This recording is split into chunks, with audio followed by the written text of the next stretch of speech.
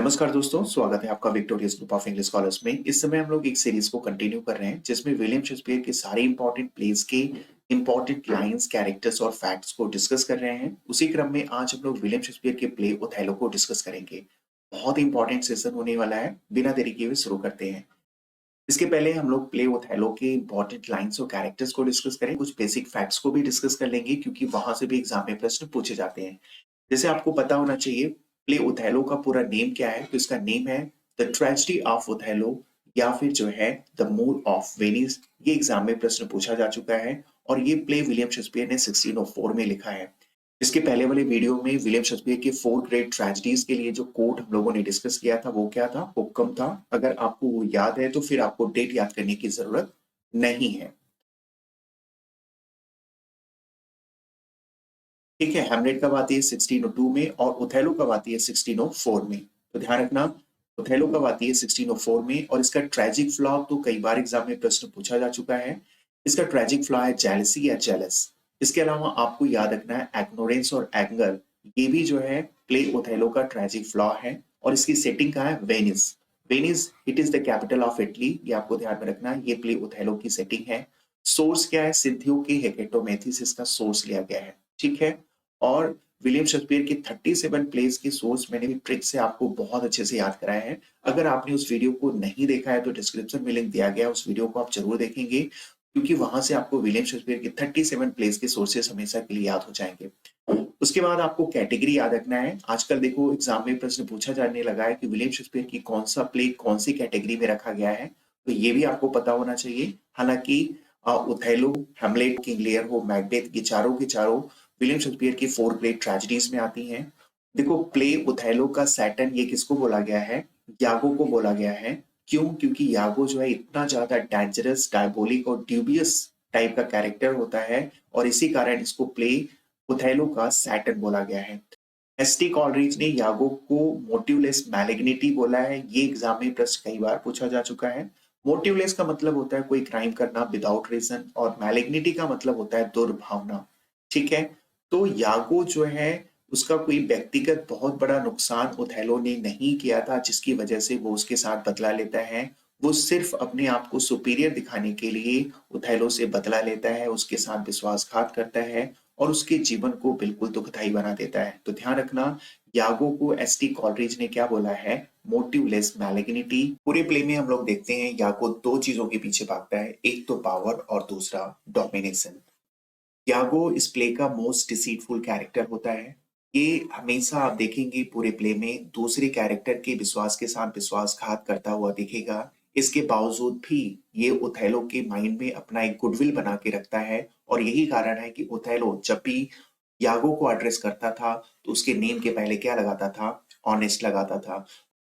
Next हम लोग बात करेंगे प्ले ओथेलो के मेजर और माइनर कैरेक्टर्स के बारे में।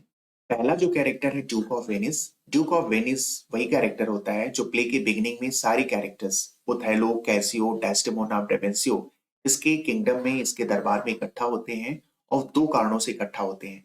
पहला कारण ये होता है कि ड्यूक ऑफ वेनिस को अभी अभी पता चलता है कि कोई एक टर्किश इन्वेजन हुआ है और उस इन्वेजन को सप्रेस करने के लिए ओथेलो को बुलाता है।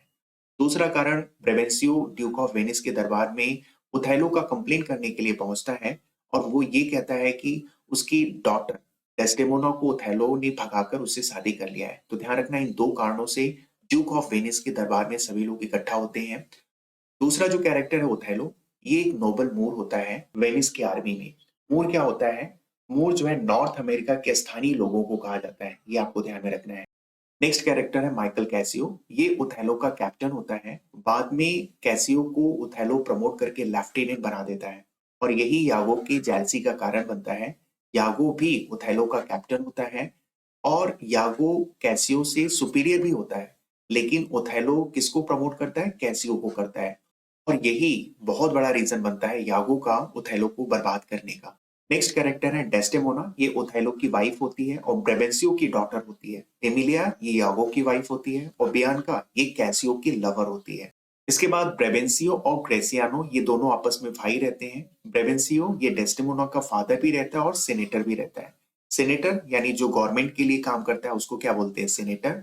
और ब्रेवेंसियो का भाई ग्रेसियानो रहता है। ग्रेसियानो आपको याद आ रहा है, मर्चेंट ऑफ वेनिस में भी एक कैरेक्टर होता है, वहां पे Donika one of the friends रहता है ग्रेसियानो, और यहाँ पे ब्रेवेंसियो का क्या होता है, भाई होता है। नेक्स्ट कैरेक्टर है लोडोविको, ये ब्रेवेंसियो का किंसमैन होता है। किंसमैन का मतलब होता है रिलेटिव, ठीक है। तो लोडोविको ये भी एक नोबल फैमिली से ही बिलोंग करता है। रॉड्रिगो ये वेनेसियन जेंटलमैन होता है और ये डेस्टिमोना से शादी करना चाहता है, और इसी का फायदा कौन उठाता है, यागो उठाता है। यागो रॉड्रिगो से पैसे भी लेता है या आश्वासन देकर कि तुम्हारा मैं शादी किससे कराऊंगा, डेस्टिमोना से, और अल्टीमेटली यागो ही रॉड्रिगो के सामने रॉड्रिगो की हत्या कर देता है। नेक्स्ट कैरेक्टर है मोन्टानो, ये साइप्रस गवर्नमेंट में ओथेलो का प्रेडिसेसर होता है। ध्यान रखना इसका रोल बहुत ही कम है, बट नेम आपको याद रखना है मोन्टेनो, ये ओथेलो का वन ऑफ द कैरेक्टर है। नेक्स्ट कैरेक्टर है क्लाउन, जो कि सर्वेंट होता है। क्लाउन का मतलब क्या होता है, जोकर या कोई हास्य कलाकार को हम क्या बोलते हैं, क्लाउन। अब हम लोग प्ले ओथेलो की इंपॉर्टेंट लाइंस को डिस्कस करेंगे। पहली लाइन है, I will wear my heart upon my sleeve for daws to peck at, I am not what I am. बहुत इंपॉर्टेंट लाइन है। यागो ये लाइन एक्ट 1 सीन 1 में बोलता है। देखो इस लाइन के थ्रू यागो अपनी एक बहुत ही इंपॉर्टेंट सेक्रेट रॉड्रिगो को बताता है। यहाँ पे यागो रॉड्रिगो से डेस्टिमोना और ओथेलो के बारे में बात कर रहा होता है, और वो कहता है कि मैं अपने उद्देश्य को प्राप्त करने के लिए किसी भी व्यक्ति को धोखा दे सकता हूँ, ठीक है। मैं किसी भी चीज को मैनिपुलेट कर सकता हूँ। आई am not what I M, यानी जो आप देख रहे हो मैं वो नहीं हूँ। इस लाइन को सुन करके ऑडियंस तो समझ जाती है कि यागो एक ऐसा व्यक्ति है जिसके ऊपर ट्रस्ट नहीं किया जा सकता, फेथ नहीं किया जा सकता है। लेकिन उसके बावजूद भी रॉड्रिगो यागो के ऊपर फेथ करता है। ये जो है डेस्टेमोना को पाने के लिए यागो को पैसे भी देता है, और हम सबको पता है कि प्ले के बिल्कुल लास्ट में यागो रॉड्रिगो की हत्या कर देता है। ध्यान रखना ये लाइन यागो एक्ट 1 सीन 1 में बोलता है। नेक्स्ट लाइन है, keep up your bright sword for the due will rust them, ये लाइन ओथेलो एक्ट 1 सीन 2 में बोलता है। देखो सिचुएशन ये होती है कि कैसियो अभी अभी आता है, ओथेलो को बोलता है कि आपको ड्यूक ऑफ वेनिस अपने किंगडम में अभी के अभी बुलाए हैं। कारण वो बताता है कि कोई टर्किश इन्वेजन हुआ है, उसी से रिलेटेड आपसे बात करनी है। तो ओथेलो अभी ड्यूक ऑफ वेनिस जा ही रहा था, तभी ब्रेवेंसियो जो कि डेस्डेमोना का फादर था, एक सैन्य टुकड़ी के साथ आता है, और आते ही ओथेलो को बुरा भला कहता है और अपनी तलवार निकाल लेता है उसको मारने के लिए। कारण ये होता है कि ब्रेवेंसियो को बताया जाता है कि तुम्हारी बेटी यानी डेस्टिमोना को ओथेलो भगाकर उससे शादी कर लिया है। तो इस समय ब्रेवेंसियो बहुत गुस्से में है और अपनी तलवार बाहर निकालता है। तो उसके बाद ओथेलो ये लाइन बोलता है कि keep up your bright sword for the due will rust them. कहता है कि सर आप अपनी तलवार को अपने म्यान में ही रख लीजिए, क्योंकि आप बाहर रखेंगे तो सिर्फ उसमें रस्ट ही लगेगा, ठीक है। वो ये कहता है कि देखो आपको तलवार निकालने की जरूरत नहीं है, आप मुझसे बहुत सीनियर हैं, आपका मैं वैसे ही बहुत रिस्पेक्ट करता हूँ। आपको जो भी कंप्लेन करना है आप ड्यूक ऑफ वेनिस से करें, और मैं भी ड्यूक ऑफ वेनिस के यहाँ ही जा रहा हूँ, वो जो जजमेंट देंगे मैं उसको एक्सेप्ट कर लूंगा। ये लाइन ओथेलो किससे बोलता है, ब्रेवेंसियो से बोलता है एक्ट 1 सीन 2 में।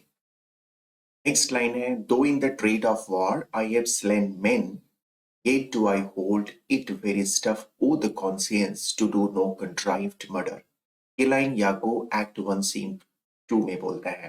देखो यागो इतना डायबोलिक टाइप का कैरेक्टर होता है, आप ऐसे समझिए यागो ही वो कैरेक्टर होता है जो रॉड्रिगो से ब्रेवेंसियो को ये कहलवाता है कि तुम्हारी बेटी यानी डेस्डेमोना ओथेलो के साथ भाग गई है और शादी कर दी है। तो एक साइड में तो वो ब्रेवेंसियो को गुस्सा दिलवाता है, और यहाँ पे यागो ओथेलो की नजरों में अच्छा बनने के लिए ये लाइन बोलता है कि देखो जब ब्रेवेंसियो तुम्हारे ऊपर गुस्सा करता है, बदला लेने की बात करता है, तो पता नहीं क्यों मेरे मन में उसकी हत्या करने के कई बार थॉट्स आए हैं, लेकिन मेरी अंतरात्मा ने जो है मुझे इस हत्या करने के लिए मना कर दिया है। कहता है दो in the trade off war I have slain man, कहता है युद्ध के मैदान में मैंने कई आदमियों की हत्याएं की है, फिर भी ब्रेवेंसियो की हत्या करने के थॉट मेरे मन में कई बार आए हैं, लेकिन मेरी अंतरात्मा ने उस हत्या करने से रोक दिया है। तो ध्यान रखना ये लाइन यागो एक्ट 1 सीन 2 में बोलता है। नेक्स्ट लाइन है, look to her moor if thou hast eyes to see has deceived her father and may thee, ये लाइन ब्रेवेंसियो ओथेलो को बोलता है एक्ट 1 सीन 3 में। देखो ये किस सिचुएशन में लाइन बोली जाती है, सिचुएशन ये होता है कि ड्यूक ऑफ वेनिस के दरबार में ब्रेवेंसियो, ओथेलो, कैसियो सब इकट्ठा रहते हैं, और प्रेवेंसियो जब एक्यूजेशन ओथेलो के ऊपर लगाता है कि तुमने कोई मैजिक पोशन या विचक्राफ्ट का यूज करके मेरी बेटी को अपने वश में कर लिया है और उससे शादी कर लिया है। फिर ओथेलो कहता है कि मैं अपने डिफेंस में कुछ भी नहीं बोलूंगा, आप डेस्टिमोना से खुद पूछिए। डेस्टिमोना आती है और डेस्टिमोना एक्सेप्ट करती है कि ओथेलो मेरे ऊपर किसी भी प्रकार का दबाव नहीं बनाया था शादी के लिए, मैं विलिंगली ओथेलो से शादी की हूँ। इस बात को सुनकर प्रेवेंसियो बहुत दुखी भी होता है और उसके बाद वो अपने एक्यूजेशन को वापस ले लेता है और जाते हुए ये लाइन बोलता है, look to her Moor. Othello को एड्रेस करके बोल रहा है प्रेवेंसियो कि मोर, अगर तुम्हारे पास आंखें हैं तो देख लो, जो लड़की अपने फादर को धोखा दे सकती है, एक दिन वो तुम्हें भी धोखा दे सकती है। ध्यान रखना, ये लाइन प्रेवेंसियो ओथेलो से बोलता है एक्ट 1 सीन 3 में। नेक्स्ट लाइन है, if after every Tempest comes such calms, may the winds blow till they have wakened death। ये लाइन ओथेलो एक्ट 2 सीन 1 में बोलता है और ये लाइन ओथेलो थोड़ा सा कुछ रोमांटिक अंदाज में कहता है कि हर एक तूफान के बाद, हर एक टेम्पेस्ट के बाद अगर उसको इतना सुकून, इतनी शांति मिलती है, खास करके तब जब डेस्टिमोना उसके साथ होती है, तो फिर वो यही चाहेगा कि ये जो विंड्स हैं, ये जो टेम्पेस्ट है, ऐसे ही ब्लो तब तक होता रहे जब तक उसकी डेथ ना हो जाए। ओथेलो को डेस्टिमोना के कंपनी में इतना अच्छा फील हो रहा है कि वो चाह रहा है कि अगर उसकी मृत्यु भी इस समय हो जाए तो भी उसको वो हैप्पीली एक्सेप्ट कर लेगा। ध्यान रखना, ये लाइन ओथेलो एक्ट 2 सीन 1 में बोलता है। नेक्स्ट लाइन है, reputation is an ideal and most false imposition, often got without merit and lost without deserving। ये लाइन यागो एक्ट 2 सीन 3 में बोलता है और ये लाइन यागो कैसियो को बोलता है। कैसियो को ओथेलो ने अभी अभी कैप्टन के पोस्ट से प्रमोट करके उसको लेफ्टिनेंट बनाया था, लेकिन वो ड्रिंकिंग करके कुछ ऐसा मिसबिहेव करता है और उसका कारण जो है यागो ही होता है, जिसकी वजह से ओथेलो उसके पोस्ट को फिर से विथड्रॉ कर लेता है। और यहाँ पे यागो कैसियो को समझाते हुए कहता है, देखो, रेपुटेशन यानी जो है प्रतिष्ठा जो होती है वो बहुत ही यूजलेस और फेक चीज होती है, जो दूसरे हमें देते हैं कई बार बिना योग्यता के और बिना किसी रीजन के वो वापस भी ले लेते हैं। तो ध्यान रखना, यहाँ पे ये लाइन यागो किसको बोल रहा है, कैसियो को बोल रहा है और उसे कह रहा है कि देखो, जब से तुम मन से ही नहीं सोचोगे कि तुम्हारी प्रतिष्ठा नहीं गई है, तो कोई भी व्यक्ति तुम्हारी प्रतिष्ठा को नहीं ले सकता है। तो यागो ये लाइन एक्ट 2 सीन 3 में बोलता है। नेक्स्ट लाइन है, how poor are they that have not patience, what wound did ever heal but by degrees. ये लाइन यागो एक्ट 2 सीन 3 में बोलता है। देखो, ये लाइन यागो रॉड्रिगो से बोलता है। यागो रॉड्रिगो से बहुत सारा पैसा ले लिया था और ये प्रॉमिस करके कि तुम्हारी शादी मैं डेस्टिमोना से करा दूंगा। रॉड्रिगो एक प्रेशर बनाता है यागो के ऊपर और बड़ा इम्पेशेंट हो जाता है कि मेरी शादी आप जल्दी से डेस्टिमोना से कराओ। तो यहाँ पे यागो रॉड्रिगो को समझा रहा है कि देखो, तुम्हें तो पेशेंस रखना पड़ेगा। अगर आप कोई प्लान बनाते हो और अगर आपका प्लान सक्सेसफुल हो, तो उसके लिए आपको राइट अपॉर्चुनिटी का वेट करना पड़ेगा और राइट अपॉर्चुनिटी के लिए आपके पास राइट विट भी होना चाहिए, राइट बुद्धि भी होनी चाहिए। जिस तरह से घाव जो है धीरे धीरे ठीक होता है, जो प्लान होता है उसको भी सक्सेसफुल होने में टाइम लगता है। तो ध्यान रखना, ये लाइन यागो किसको समझा रहा है, रॉड्रिगो को, एक्ट 2 सीन 3 में। नेक्स्ट लाइन है, ओ beware my lord of jealousy, it is the green-eyed monster which doth mock the meat it feeds on। ये लाइन यागो एक्ट 3 सीन 3 में बोलता है। ठीक ऐसे ही कुछ लाइन विलियम शेक्सपियर एक और प्ले मर्चेंट ऑफ वेनिस में यूज करते हैं और वहां पे बोलते हैं ग्रीन आइट जेलसी। और ये लाइन किसके द्वारा बोला गया है, पोर्सिया के द्वारा, एक्ट 3 सीन 2 में। तो ध्यान रखना, ग्रीन आइट जेलसी ये पोर्सिया के द्वारा बोला गया है मर्चेंट ऑफ वेनिस में और ग्रीन आइट मॉन्स्टर ये बोलता है यागो ओथेलो में। देखो, ओथेलो हम सबको पता है बहुत ही ड्यूबियस और डायबोलिक टाइप का कैरेक्टर होता है। पहले वो ओथेलो के मन में डाउट भरता है। वो कहता है कि देखो, डेस्टिमोना का अफेयर्स कैसियो के साथ चल रहा है, ठीक है, प्रूफ के साथ उसको सिद्ध भी करने की कोशिश करता है और फिर उसके बाद ये लाइन बोलता है कि माय लॉर्ड, आप सचेत रहना जेलसी से। ये एक ग्रीन आइट मॉन्स्टर होती है, एक ऐसा शैतान होता है जिस मीट को खाता है उसी के ऊपर मॉक करता है। यागो के कहने का मतलब ये था कि देखो, एक दो बात के आधार पर किसी व्यक्ति से जेलसी करना या किसी पर डाउट करना ये ठीक नहीं है। ये लाइन किसको समझा रहा है यागो, ओथेलो। नेक्स्ट लाइन है, who would not make her husband a cuckold to make him a monarch। ये लाइन एमिलिया एक्ट 4 सीन 3 में बोलती है। एमिलिया और डेस्डेमोना आपस में कॉन्वर्सेशन कर रहे थे। बड़ा ही लाइट बातचीत चल रही थी। डेस्डेमोना कहती है कि देखो, हर एक जो वाइफ होती है अपने हस्बैंड के प्रति बहुत ही वफादार होती है। तो एमिलिया इस बात को इंटरप्ट करके बोलती है कि नहीं, जिस तरह से आदमी का अफेयर्स कई लेडीज से होता है, उसी तरीके से लेडीज भी कई आदमियों के साथ अफेयर्स रखती हैं। तो ये लाइन कौन बोलता है? एमिलिया। और ककल्ड का मतलब होता है कि ऐसा आदमी जिसकी वाइफ कई और आदमियों के साथ अफेयर्स रखे, उसको बोला जाता है ककल्ड। तो ध्यान रखना, ये लाइन कौन बोला है? एमिलिया, एक्ट 4 सीन 3 में। नेक्स्ट लाइन है, sing willow willow willow, sing all green willow, must be my garland. ये लाइन जो है डेस्डेमोना एक्ट 4 सीन 3 में एक गीत गाती है, उसके बोल होते हैं। और ध्यान रखना, सिंग विलो जो ये सॉन्ग होता है, ये एलिजाबेथन एक फोक सॉन्ग होता था, जो मॉर्नफुल सॉन्ग होता है। ठीक है, ये किसी ट्रेजिक या मॉर्नफुल सिचुएशन पे गाया जाता है। पहली बार ये सॉन्ग डेस्डेमोना अपनी मदर की जो मेड होती है, जिसका नाम क्या रहता है? बारबरी, उसके मुख से सुनती है। बारबरी ये गीत तब गाती है जब इसका लवर बारबरी को धोखा दे देता है और बहुत ही क्रूएल बिहेव करता है। उस समय बारबरी ये गीत गाती है और इसके बाद बारबरी की डेथ हो जाती है। डेस्डेमोना की भी सिचुएशन ऑलमोस्ट सेम होती है। ओथेलो इस बात से मानने से इनकार कर देता है कि डेस्डेमोना बहुत ही लॉयल और फेथफुल है। और ये जो गीत है, कहीं न कहीं एक कन्वेंशनल सिंबल होता है डिसअपॉइंटेड लव का।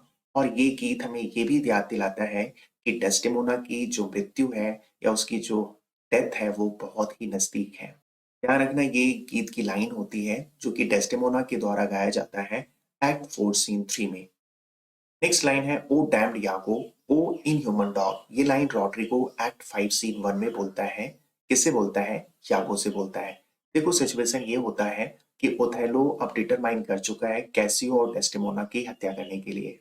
और कैसियो की हत्या करने की रिस्पॉन्सिबिलिटी वो यागो को सौंपता है और डेस्डेमोना की वो खुद हत्या करेगा। और इधर रॉड्रिगो यागो के ऊपर एक दबाव बनाता है कि तुमने पैसा लिया है, अब मेरी शादी तुम जल्दी से जल्दी डेस्डेमोना से कराओ। तो यागो उसको कहता है कि देखो, मैं तुम्हारी शादी डेस्डेमोना से करा दूंगा, सिर्फ तुम्हें कैसियो की हत्या करना पड़ेगा। रात के अंधेरे में रॉड्रिगो और यागो दोनों छिपे रहते हैं कैसियो की हत्या करने के लिए। तो कैसियो उधर से जब आता है, तो रॉड्रिगो उसके ऊपर वार करता है, लेकिन उसकी हत्या तो नहीं कर पाता, उसको इंजर्ड कर पाता है। रिटर्न में कैसियो भी रॉड्रिगो को इंजर्ड कर देता है। और रात के अंधेरे का फायदा उठाकर यागो एक दो वार कैसियो के ऊपर भी करता है और उसके बाद वो वहां से भाग जाता है। कुछ ही समय के बाद फिर वो टॉर्च लेकर आता है और देखता है कैसियो दर्द में तड़प रहा था और हेल्प मांग रहा था। और उसके बगल में रॉड्रिगो भी इंजर्ड पड़ा था, वो भी हेल्प मांग रहा था। लेकिन यागो क्या करता है? रॉड्रिगो के सामने ही रॉड्रिगो की हत्या कर देता है। और मरने से पहले ये लाइन रॉड्रिगो बोल के जाता है, ओ डैम्ड यागो, ओ इनह्यूमन डॉग। रॉड्रिगो कहता है, यागो तुम तो बड़े इनह्यूमन डॉग निकले। तुम तो मेरे लिए काम कर रहे थे, तुम तो मेरे साइड में थे, अभी तुम कैसियो का साइड लेकर मेरी हत्या कर रहे हो। तो ये लाइन जो है रॉड्रिगो एक्ट 5 सीन 1 में बोलता है यागो के लिए। नेक्स्ट लाइन है, I kiss thee ere I kill thee, no way but this, killing myself to die upon a kiss. ये लाइन ओथेलो एक्ट 5 सीन 2 में बोलता है।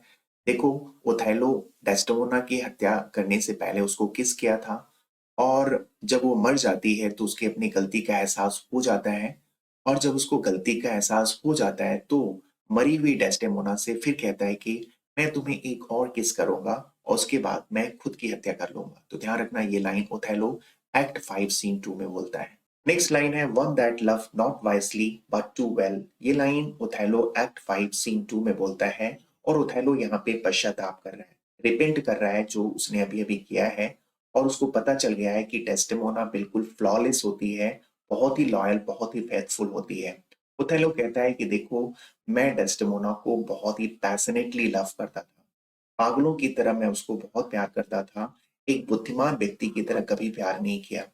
और चूंकि मैं उसको एक पैशनेट लव करता था, इसीलिए मेरे आंखों के सामने जेलसी और एंगर का ऐसा पर्दा आ गया, ऐसा कर्टेन आ गया कि मैं डेस्डेमोना की लॉयल्टी और फेथफुलनेस को नहीं देख सका। तो ध्यान रखना, ये लाइन ओथेलो एक्ट 5 सीन 2 में बोलता है। नेक्स्ट लाइन है जो कि मिस हो गई थी, ये एक्ट 1 सीन 3 की लाइन है, यागो के द्वारा बोली गई है। लाइन है और bodies are our gardens to which our wills are gardeners. कह रहा है कि हमारा जो बॉडीज है वो गार्डन होती हैं और हमारी जो इच्छा शक्ति होती है वो गार्डनर्स होती है। उसके कहने का मतलब ये है कि हमारी जो विल पावर है, जो इच्छा शक्ति है, वो इमोशन से ज्यादा पावरफुल होती है, या हमारी जो इच्छा शक्ति है वो इमोशंस पर हमेशा हावी होती है। और कहता है कि हमारा बिहेवियर कैसा हो ये विल पावर पे डिपेंड करता है, ना कि इमोशंस पे। तो ध्यान रखना, ये लाइन यागो एक्ट 1 सीन 3 में बोलता है और इस लाइन के थ्रू ये अगेन ओथेलो को मैनिपुलेट कर रहा है उसको बर्बाद करने के लिए। देखो, इस तरह से प्ले ओथेलो के सारे इंपॉर्टेंट फैक्ट्स, लाइंस और कैरेक्टर्स को बहुत अच्छे से हम लोगों ने डिस्कस किया है। इसको आपको रिवाइज करना है, एग्जाम में आपको यहीं से प्रश्न मिलेंगे। नेक्स्ट वीडियो में विलियम शेक्सपियर के किसी और प्ले को डिस्कस करेंगे। आज के लिए बस इतना ही। धन्यवाद। Thank you.